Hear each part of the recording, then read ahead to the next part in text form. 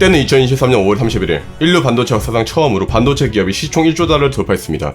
그 주인공은 바로 엔비디아.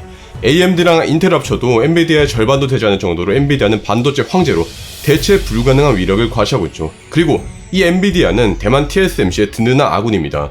반도체 회사는 크게 팹리스, IDM, 파운드리로 나뉩니다. 쉽게 생각해서 빵의 레시피를 만드는 곳이 이제 팹리스예요.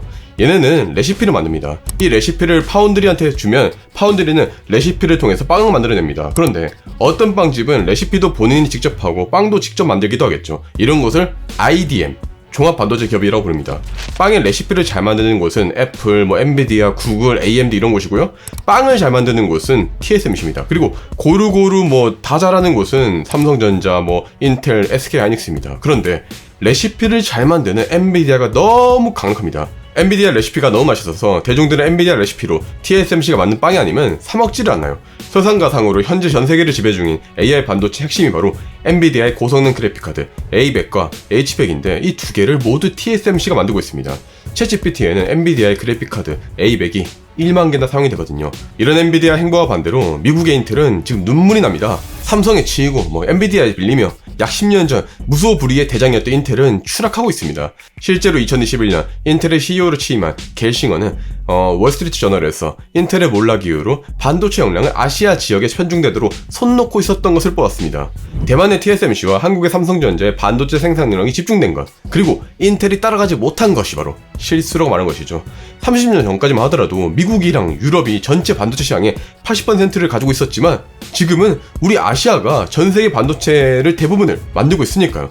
실제로 미국의 경제사학자 크리스 밀러도 그의 저서에서 미국은 30년 전에 일본의 반도체 경쟁력을 묶어버리면서 미국의 반도체 기술을 배우러 온 이병철을 보고 도와줬었고 그 덕분에 후속주자였던 삼성전자가 치고 올라갈 수 있었다고 말했습니다. 미국이 그때 이병철한테 최고 수준 반도체 기술을 전수를 해줬었거든요. 일본이 그때 미국한테 까불었던 게 미국 입장에서는 마음에 안 들었거든요.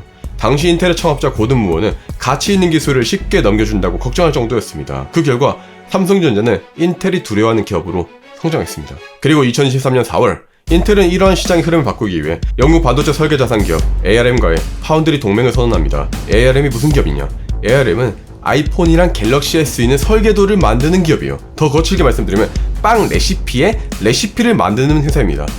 빵을 만들려면 밀가루가 필요하잖아요. 이 밀가루의 레시피를 만드는 곳이라고 생각하시면 이해가 빠르실 겁니다. 그래서 ARM을 두고 팹리스의 팹리스라고 부릅니다. 그렇기에 ARM의 설계도가 없으면 아이폰이랑 갤럭시는 만들 수가 없습니다. 미국의 애플 입장에서 한번 봅시다. 애플은 자사의 반도체 칩을 ARM의 디자인을 바탕으로 만들어서 TSMC에게 의뢰해서 만들고 있어요.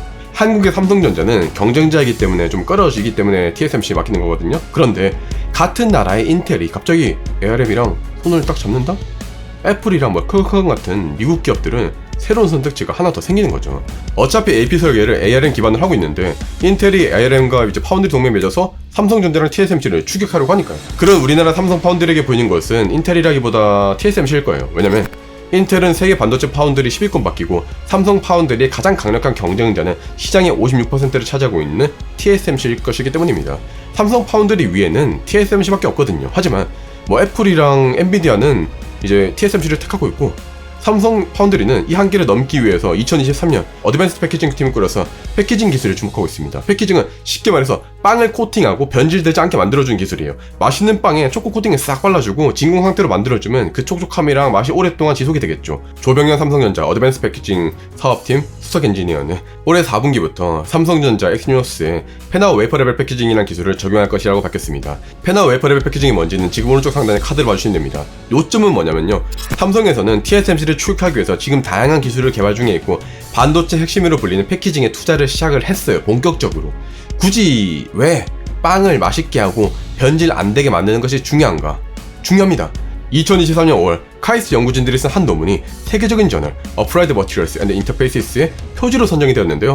이 연구가 바로 온도 제어를 통해서 반도체 패키징 내구성을 40% 향상시킨 연구예요.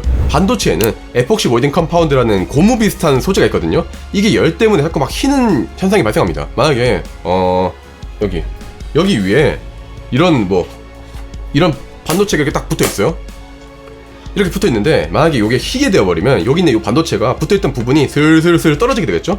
그러면 반도체 칩이 고장이 나는 거예요. 이 문제를 해결하는 공정 기술을 개발한 공로로 표지 논문에 이번에 실리게 된 거죠. 진짜 거칠게 비유를 해보자고요. 제 고향이 경주인데 경주는 찰보리빵이 유명해요. 근데 이걸 사서 시베리아에 살고 있는 친구한테 선물로 갖다 주려고 해요. 우리나라는 지금 여름이라서 찰보리빵은 더운 환경에 노출이 되게 되겠죠? 그러나 제가 이제 시베리아에서 딱 내리는 그 순간 이제 차가운 환경에 찰보리빵이 노출이 되게 되겠죠. 시베리아에 사는 제 친구가 이 찰보리빵을 먹어봤자 맛이 이상할 거예요. 매장에서 바로 산 찰보리빵과 다른 맛이 나겠죠. 더워졌다가 차가워졌다가 반복이 되었을 테니까요. 그런데 만약에 이 문제가 없어진다면, 그 어떤 온도 환경에서도 일정한 맛을 유지하고 변질도 안 된다면 진짜 엄청난 혁신인 거죠. 이처럼 너무나 공고한 반도체 형제 엔비디아, ARM과 동맹을 맺으며 삼성을 추격하려고 하는 인텔, TSMC에 도전하려고 하는 삼성 파운드리, 그리고 그걸 지켜보면서 선택지가 넓어져서 웃고 있는 애플까지, 그야말로 인류 역사에 전례가 없었던 전 세계적인 기술 전쟁이 이제 서막을 열었습니다. 춘추전국 시대는 어린이 장난 수준이 될 이 반도체 전쟁의 승자는 과연 누가 될까요? 송창록 SK하이닉스 부사장은 말합니다. 20세기의 전략물자가 석유였다면 21세기의 전략물자는 반도체가 되었다. 자유무역의 상징이었던 반도체 산업이 전쟁의 싸움터로 변했다. 이제 일촉즉발의 전쟁 상태다.